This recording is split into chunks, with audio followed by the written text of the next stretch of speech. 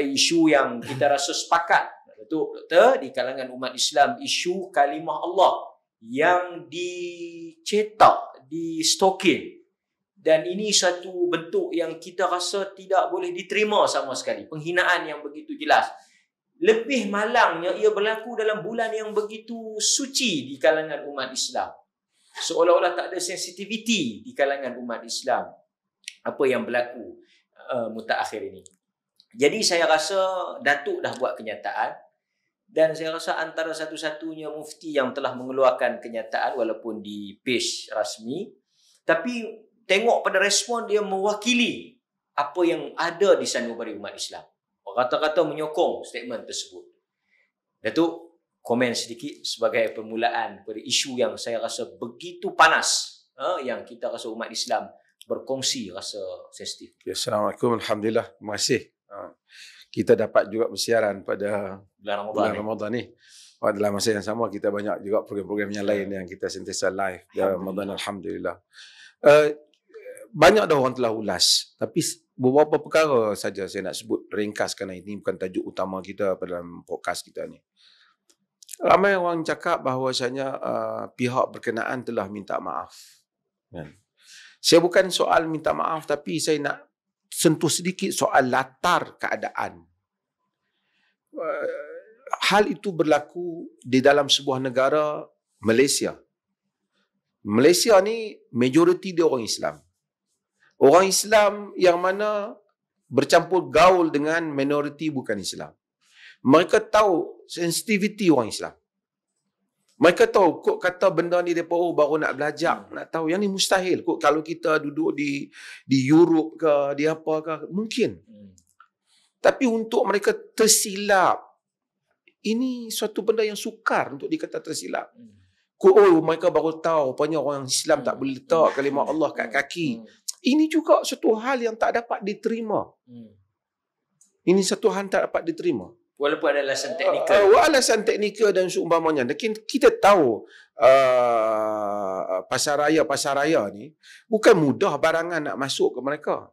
Dia melalui beberapa lapis tapisan sehingga diluluskan. Tiba-tiba yang itu diluluskan. Kan? Itu bukan saya sebut, ini soalnya soal kemaafan satu hal, kalau tak maaf mungkin hal lain lagi berlaku. Tapi hukuman mesti diberikan. Tidak boleh dengan sewenang-wenang yang begitu kita menutup kes ni. Walaupun ada beberapa parti politik yang cuba menjadi juara, kononnya nak minta supaya hal ini dilupakan. Ia tidak begitu mudah sebenarnya. Saya ingin juga sebut satu hal yang ramai orang sebut juga. Berapa lama daripada kita merdeka sampai sekarang, orang Islam majoriti dalam negara ni, pernah tengok mana-mana produk orang Islam bubuh gambar Tuhan mana-mana agama ke distokin di tapak kasut dalam bentuk penghinaan. Dalam bentuk penghinaan. Orang Islam memang sensitif dengan benda syirik. Tak ada dalam masjid kita, tidak akan ada dalam masjid kita salib dan seumpamanya. Tapi adakah pernah kita mana-mana produk orang Islam cuba keluarkan benda-benda yang seperti ini bagi menimbulkan provokasi supaya marahnya agama lain? Benar juga, tak ada rekod kita ada buat. Rekod. Ada rekod tak? Tak ada. Sedangkan kita majoriti. Orang Islam tak buat hal itu.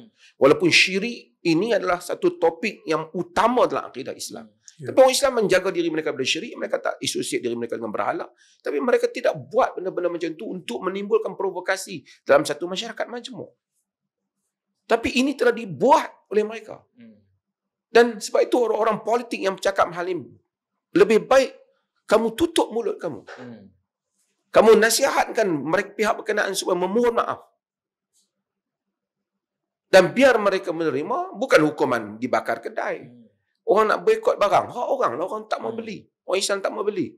Kerana perasaannya terguris. Kita terguris dengan kedai yang layan kita tak bagus, kita tak pergi pun. Siapa nak question kita?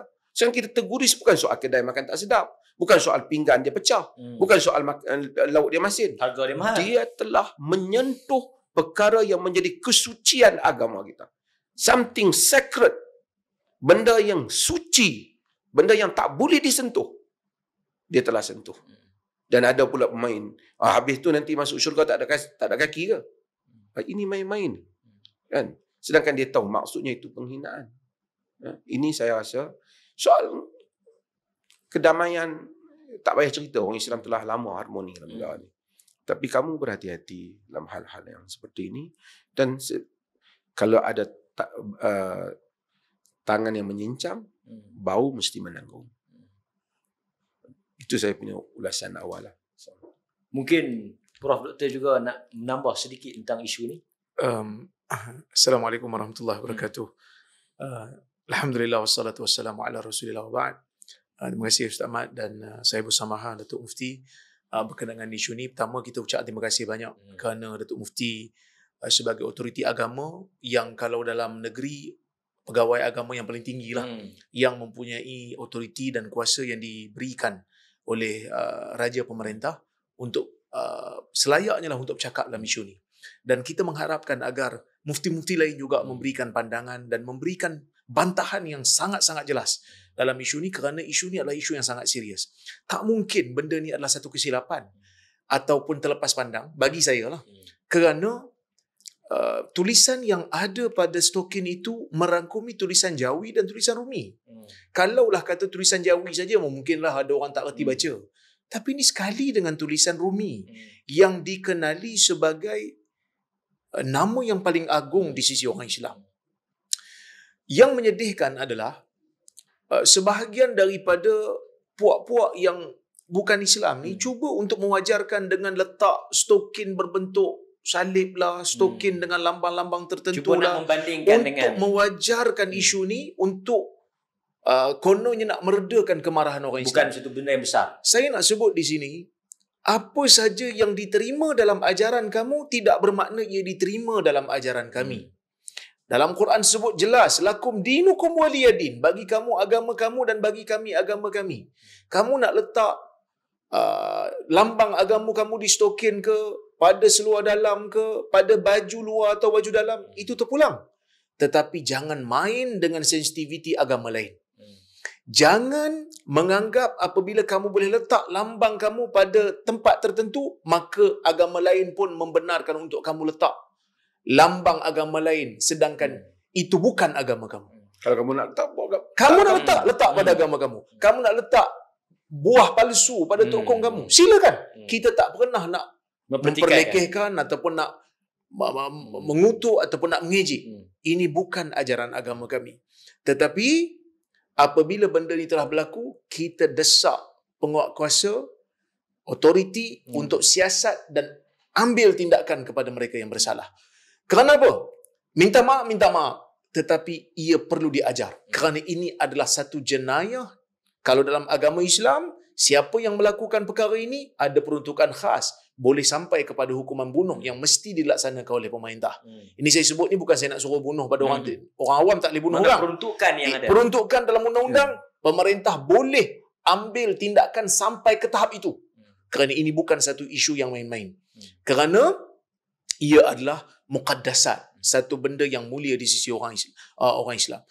Dan ada benda yang menyedihkan saya lagi, bukan kata orang bukan Islam aja mewajarkan, orang Islam pun masuk campur juga. Oh, dia kata benda ni sebenarnya lebih pada sabotaj. Engkau polis ke? Dia kata aja berapa belas je daripada beribu-ribu. Nah, itu ada isu dia. Saya belas-belas ni bukan satu nombor yang patutnya kita kena risau ke. Satu pun kita akan marah. Belah-belah pun sebenarnya kita akan marah. Ribu pun kita marah. Satu pun kita marah. Dipamerkan dan dipamerkan dan dijual secara terbuka. Siapa pun boleh beli. Dan saya nak beritahu, kalau sabotaj pun biar orang yang bersalah dihukum. Jangan ambil tugas penyiasat. Awak bukan penyiasat. Jadi biar siasatan. Kita kalau desak. nak backup pun pada orang. Backup tu biarlah pada desak supaya siasatan berlaku dan desak supaya yang bersalah diambil tindakan. Itu je yang kita harapkan.